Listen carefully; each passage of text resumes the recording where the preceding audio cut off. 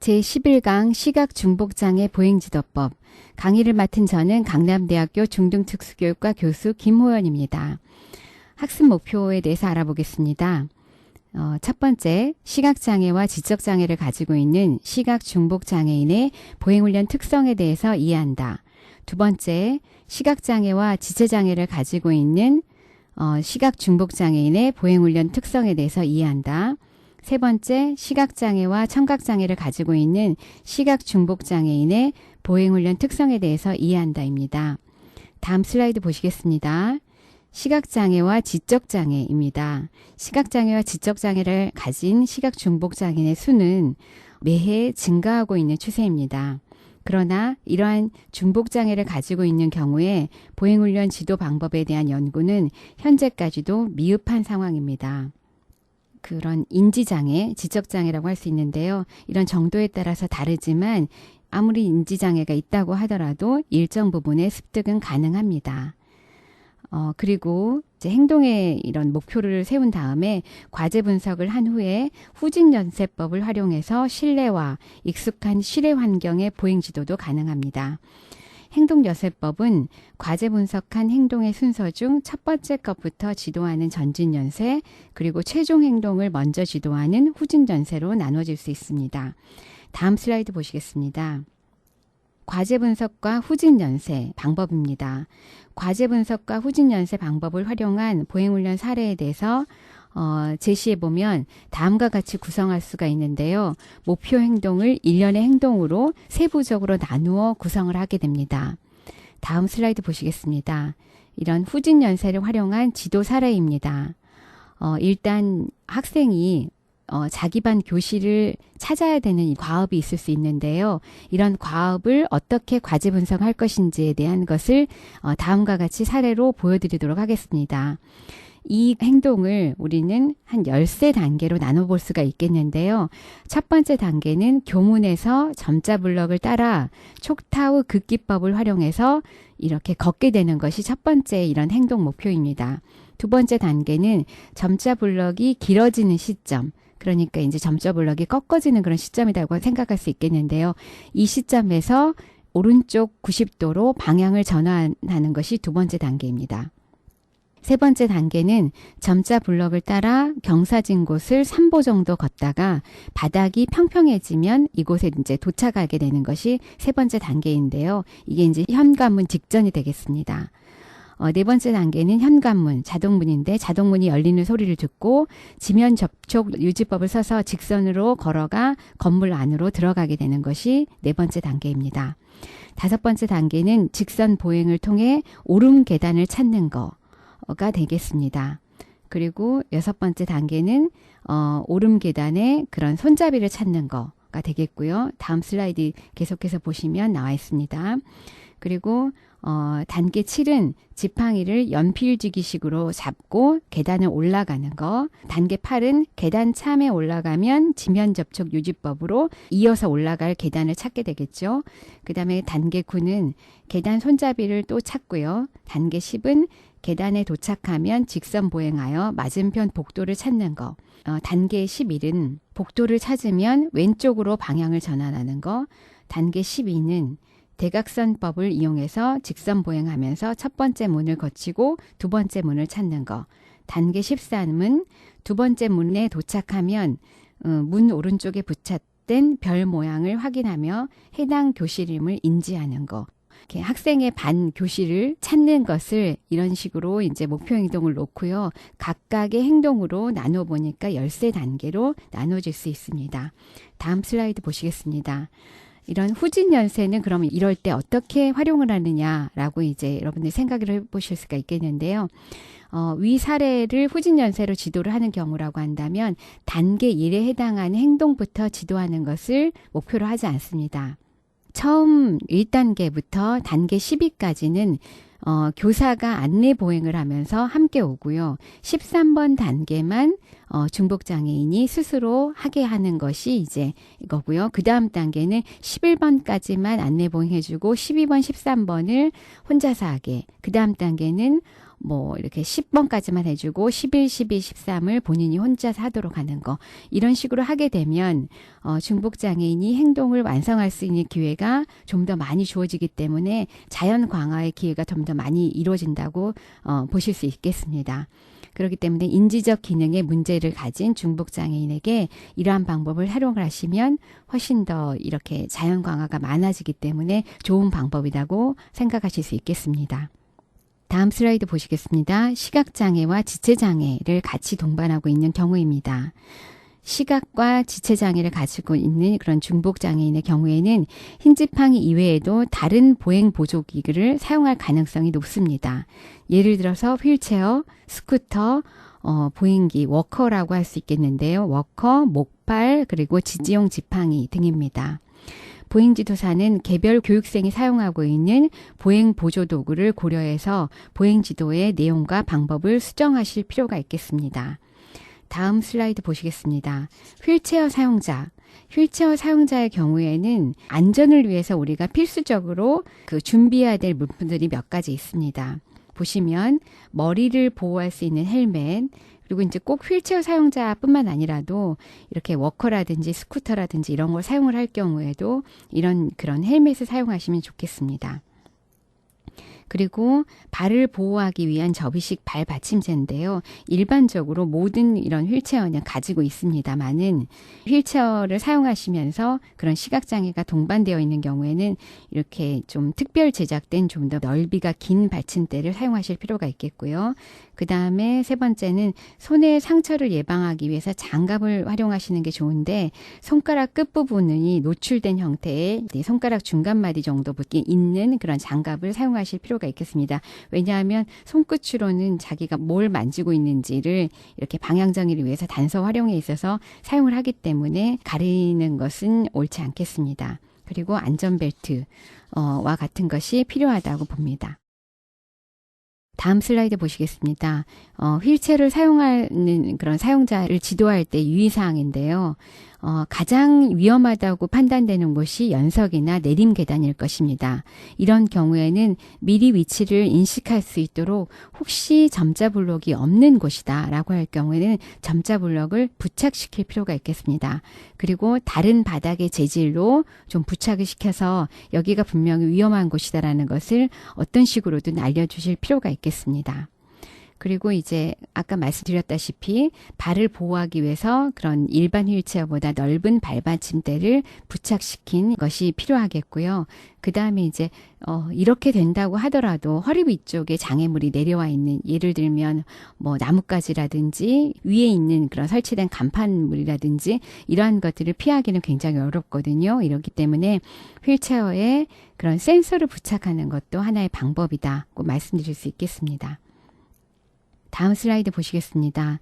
휠체어 사용자의 안내법이 되겠는데요. 안내 보행의 경우 안내자가 휠체어를 밀어주는 그런 상황이 많겠지만 독립보행을 염두한다고 했을 때는 보행 경로에 대해서 정보를 알려주면서 휠체어를 밀어주게 됩니다. 그리고 휠체어 사용자가 잔존 시각이 있는 경우라고 한다면 안내자가 팔꿈치를 잡는 대신에 안내자의 경우에는 앞에서 걷고 그런 휠체어 사용자는 안내자를 보면서 따라가도록 하는 것이 맞겠습니다. 다음 슬라이드 보시겠습니다. 그럼 휠체어 사용자의 스쳐가기법 지도입니다. 벽을 기준으로 스쳐가기를 할 경우에 휠체어 사용자는 벽 쪽에 팔의 팔꿈치 또는 손 옆에 새끼손가락들을 이용해서 살짝 스치면서 가게 되겠죠. 그 다음에 이제 휠체어 사용자는 벽에서 멀리 있는 팔로 바퀴를 돌리고 그리고 벽 가까이 있는 팔을 최대한 옆으로 붙여서 팔로 벽을 살짝 부딪힐 수 있는 거리를 유지하시는 게 중요하겠습니다. 다음 슬라이드 보시겠습니다. 흰 지팡이를 사용할 경우에 그럼 어떻게 해야 되느냐를 이제 고려를 하셔야 될 것 같은데요. 휠체어를 사용하면서 흰 지팡이를 사용할 경우라고 한다면 이동 속도를 고려해서 길이를 조절하실 필요가 있겠습니다. 이런 스쿠터나 이런 자동 휠체어의 경우에는 이동 속도를 고려를 한다면 길이가 좀 길 필요가 있겠고요. 이제 수동 휠체어의 경우에는 조금 더 짧아도 괜찮겠습니다. 그리고 지면 접촉 유지법을 사용을 하되 지팡이의 호의 넓이는 자신의 어깨 넓이가 아니라 휠체어의 넓이로 맞추실 필요가 있겠습니다. 다음 슬라이드 보시겠습니다. 흰 지팡이를 사용했을 때를 그 수동 휠체어 경우로 나누어 볼 수가 있겠는데요. 수동 휠체어 경우에는 지팡이를 사선으로 바닥에 댈 수 있도록 휠체어와 지팡이를 벨크로와 같은 것으로 연결을 하실 필요가 있습니다. 왜 벨크로로 그 연결을 하게 되냐면 이제 뗐다 붙였다가 가능하기 때문인데요. 일단은 이렇게 붙인 상태에서 이동을 하고 그 다음에 떼서 바닥을 한번 이렇게 확인하는 이런 과정이 필요하기 때문에 이렇게 그 벨크로로 연결하실 필요가 있겠습니다. 그리고 이제 대각선법으로 지팡이를 유지하는 것으로 실내에서는 이 방법이 이동이 가능하지만 실외에서는 이런 공간을 대각선법만으로는 안전하게 그런 확보하기가 어렵습니다. 그렇기 때문에 비교적 안전한 공간, 본인이 익숙한 이런 환경에서는 이용할 수 있겠습니다만은 그렇지 않는 공간이라고 한다면 꼭 그렇게 한 보 정도 가서 지팡이를 통해서 바닥을 확인하고 또 한 보 정도 가는 이런 방법을 채택하는 것이 맞다고 봅니다. 또한 휠체어의 가시성을 높이기 위해서 휠체어 손잡이 한쪽에 빨간색 자전거 길을 부착하여 운전자의 주의를 환기하실 필요가 있겠습니다. 다음 슬라이드 보시겠습니다. 워커를 사용할 경우에 이제 사례입니다. 워커를 사용할 경우라고 한다면 안내 보행을 어떻게 하시는 게 좋은지부터 알아보도록 하겠습니다. 안내 보행은 안내자가 그런 워커 사용자, 보행기 사용자의 이런 팔꿈치를 잡고 왼쪽이나 오른쪽으로 돌아야 될 경우에는 가볍게 눌러줘서 표현해 줄 수가 있겠고요. 멈춰야 될 경우에는 보행기 사용자, 워커 사용자의 팔꿈치를 위로 약간 잡아 이렇게 당기면서 표현하실 수 있습니다. 이러한 신호는 미리 그 시각장애인과 그런 논의해서 결정할 필요가 있겠습니다. 스쳐가기법인데요. 벽을 기준으로 따라가도록 한 경우라고 한다면 가능한 한 벽 가까이에 걷게 함으로써 팔꿈치나 새끼손가락 측면 부분이 벽에 닿을 수 있도록 해서 살짝살짝 접촉하면서 걷게 할 필요가 있겠습니다. 다음 슬라이드 보겠습니다. 워커 사용자가 그 지팡이를 사용할 때 그런 방법인데요. 대각선법이나 일반 지팡이 사용법을 활용하실 수 있겠습니다. 대각선법의 경우에는 한 손으로 워커를 잡고 한 손으로는 대각선법을 이용할 수 있는 그런 방법도 있겠고요. 만약에 양손을 다 써야 되는 경우라고 한다면 그 접이식이나 안테나형 지팡이를 워커에다가 벨크로를 통해서 부착해 놓고 한 발씩 이동하면서 대각선법을 활용하는 방법도 있겠습니다. 일반 지팡이법도 마찬가지입니다. 이 경우에도 한 손으로 워커를 밀고 다른 손으로 이런 지면 접촉 유지법 같은 것을 활용할 수 있겠는데요.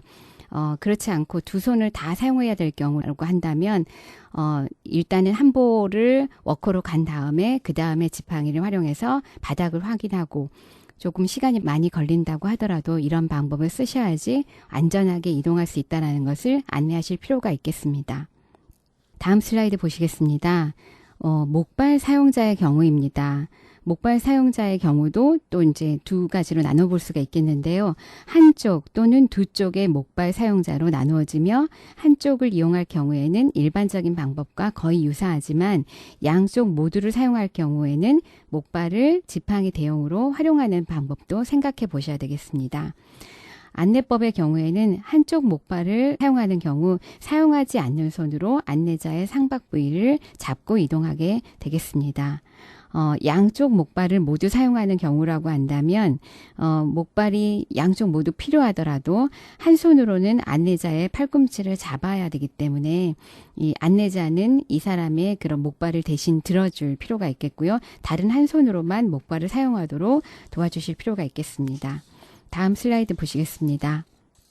다음은 농맹인의 보행훈련으로 이제 넘어가도록 하겠습니다. 농맹인, 말 그대로 이제 이렇게 시각장애와 청각장애를 같이 가지고 있는 경우인데요. 이런 농맹인이란 보행과 의사소통을 위해서 특별한 조치가 필요할 정도로 시각장애와 청각장애가 같이 있는 사람을 의미합니다. 그러면 이 두 가지만 이렇게 염려하면 되겠다라고 생각할지 모르지만 이 그 시각과 청각의 그런 동시에 문제를 가지고 있는 경우라고 한다면 고려해야 될 많은 사항들이 있음을 먼저 인지하셔야 될 것입니다. 시각장애랑 이런 청각장애가 같이 있는 이런 농맹인을 보행을 지도할 때는 우선 관심을 기울여야 될 부분이 의사소통 부분입니다. 무슨 장애를 먼저 갖게 되었는지에 따라서 의사소통 방식이 달라지게 됩니다. 가령 청각장애가 먼저 있었던 경우라고 한다면 이런 수화를 통해서 의사소통을 하실 필요가 있겠고요. 제일 처음부터 시각장애가 먼저 있었던 경우라고 한다면 말을 할 수 있었던 그런 상황이라고 생각을 하시고 이런 경우에는 말로 의사소통을 하실 필요가 있겠습니다. 다음 슬라이드 보시겠습니다. 농맹인을 위한 이런 대안적인 전략을 한번 알아보겠는데요. 보행지도 시에 의사소통을 위해서 신체 접촉을 충분히 더 많이 사용하실 필요가 있겠습니다. 그래서 사회적으로 수용될 만한 신체 접촉의 정도와 방법을 스스로가 알고 있을 필요가 있겠고 그러한 것을 지도하실 필요가 있겠습니다. 그리고 진동이나 공기 흐름의 변화 등과 같이 이러한 그런 방향정의의 단서들을 이런 파악할 수 있는 이런 능력을 갖출 수 있도록 지도하실 필요가 있겠고요. 그 다음에 이제 그런 방향정의를 촉진하기 위해서는 촉각 지도를 함께 활용하실 필요가 있겠다라는 거 말씀드립니다. 다음 슬라이드 보시면 이런 농맹인을 위한 이런 전략을 이렇게 구체적으로 보실 수가 있겠습니다. 안내보행의 경우에는 안내보행 기법을 사용해서 출입문을 통과할 때 안내자가 출입문을 직접 열고 닫음으로써 보행 상황에 대해서 구두 설명을 줄이실 수 있습니다. 두 번째는 청각장애가 없는 시각장애인에게는 차도의 교통 흐름을 들으면서 보도 중간으로 걷도록 지도하는 반면에 농맹인의 경우에는 건물, 벽, 도로 연석, 잔디의 그런 선을 이용해서 이러한 기준선을 따라가도록 지도하실 필요가 있겠습니다. 그리고 이제 흰지팡이 보행을 할 때에는 기본적으로 이점 촉다법 대신에 지면의 정보를 좀 더 많이 받을 수 있는 지면 접촉 요지법을 꼭 사용하도록 권장하고 있습니다. 그리고 흰지팡이는 일반적으로 수직으로 세웠을 때 사용자의 겨드랑이 높이에 도달할 만큼의 길이가 적절하다고 하지만 농맹인의 경우에는 그보다 조금 더 긴 어깨 높이 정도로 오는 그런 지팡이를 사용하도록 권장하고 있습니다. 계속해서 그 다음 슬라이드 보시겠습니다. 일반적으로 흰지팡이를 사용할 때는 양쪽 어깨보다 바깥쪽으로 넓은 각각 한 5cm 정도 폭만큼 넓게 홀을 그리도록 지도하지만 농맹인의 경우에는 그보다 좀 더 넓게 홀을 그려서 좀 더 안전을 확보하도록 지도하실 필요가 있겠고요. 그 다음에 평행 감각이 부족한 농맹이는 흰지팡이를 잡는 팔을 몸의 정중앙선에 오게 되면 그 평행 감각을 좀 더 잃을 수가 있거든요. 그렇기 때문에 원래 그 팔이 놓인 위치에 두면서 지팡이 팁으로 홀을 넓게 그리도록 지도하실 필요가 있겠습니다. 그리고 청각을 촉각으로 전환시켜주는 그런 기구가 있거든요. 텍트 에이드와 같은 그런 기구가 있는데 이런 전자보행 보조기구를 사용할 수 있도록 제공하실 필요가 있겠고요. 그 다음에 또 좋은 방법은 안내견을 사용하는 것도 하나의 방법이라고 볼 수 있습니다. 안내견을 사용하는 그런 농맹인의 경우에는 말이 아니라 손동작이나 몸동작을 통해서 이렇게 인식하도록 교육받은 이런 안내견을 배정하는 것이 중요하겠습니다. 다음 슬라이드 보시겠습니다. 농맹인의 경우에는 아마도 그런 일반적인 어떤 보행의 상황보다는 도움을 요청을 해야 될 그런 필요가 있는 곳이 굉장히 많을 거라고 생각합니다. 그러한 부분에 대해서 좀 더 집중적인 지도가 필요하겠는데요. 도움 요청하기 기술 첫 번째입니다. 녹음된 메시지를 준비하실 필요가 있겠습니다. 이렇게 메시지를 준비하거나 8절지 사이즈의 그런 크기의 종이에 저는 농맹인입니다. 도움이 필요합니다. 와 같은 이런 메시지를 적어서 휴대하고 다니도록 이렇게 지도하실 필요가 있습니다. 주변인의 주목을 받는데 성공을 하게 된다면 명확하고 간결하게 필요한 도움을 밝히고 어떻게 도와주면 되는지에 대해서 알릴 필요가 있습니다. 그 예를 다음 슬라이드를 통해 알아보도록 하겠습니다. 그 예입니다. 이제 농맹이는 이러한 것을 말로 표현한다거나 아니면은 농업인데 메시지로 알려준다거나 아니면은 이렇게 글로 써진 것으로 보여줄 수가 있습니다. 일단 1번 버스가 오면 알려주세요. 저는 잘 듣지 못하고 보지 못하니까 버스가 오면 제 어깨를 가볍게 2차례 두드려 주세요. 감사합니다. 혹시 바빠서 도와주시지 못하면 주변의 다른 사람에게 부탁해 주시고 하실 수 있으면 제 손등을 2번 두드려 주세요.